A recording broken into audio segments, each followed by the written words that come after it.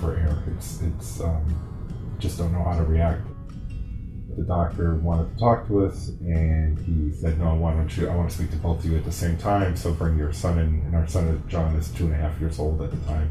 So he said, "Bring John in with you. I want to talk to you guys." So we knew it was bad news. And the moment we heard that it was a tumor, we broke down.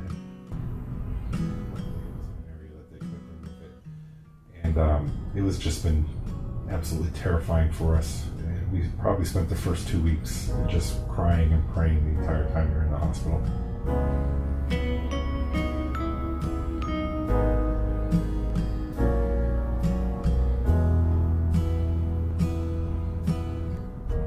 It's a very scary type of cancer. Again, it happens in children. It's very rare. I think I said it was 3 in 1 million kids will get it.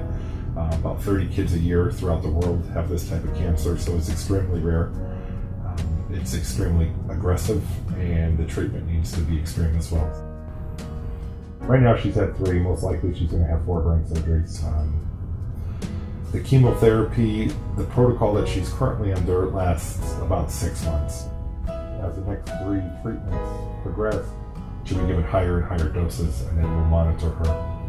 And that's extremely scary. The first time we saw the box, or if you will, the bags that the chemotherapy comes in, there's danger, poison printed all over it. The nurses put on special suits. We're not allowed to touch Grace without gloves on.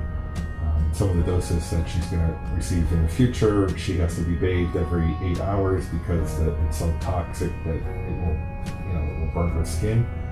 So when you think about what you're putting in your daughter, it's just it's incredibly scary. She was in the hospital for about 8 to 10 days, and then she goes home for about 2 weeks to recover. Constantly looking at her blood, the chemicals in her blood, or the white blood cell count, the platelet count, the sodium levels, the potassium levels in her system. So it's constantly looking at her and making sure her body's has enough of a certain type of chemical, if you will, for her to continue to fight the cancer. We set up the fundraising page initially at the suggestion of nurses and doctors, so we don't have to keep talking about the same thing over and over again. The money does go to Grace. We've been told that our medical expenses are going to be about $10,000 a year. That doesn't include the transportation back and forth to the hospital, the gas, the parking, the tolls. So the money is absolutely going to help us towards that.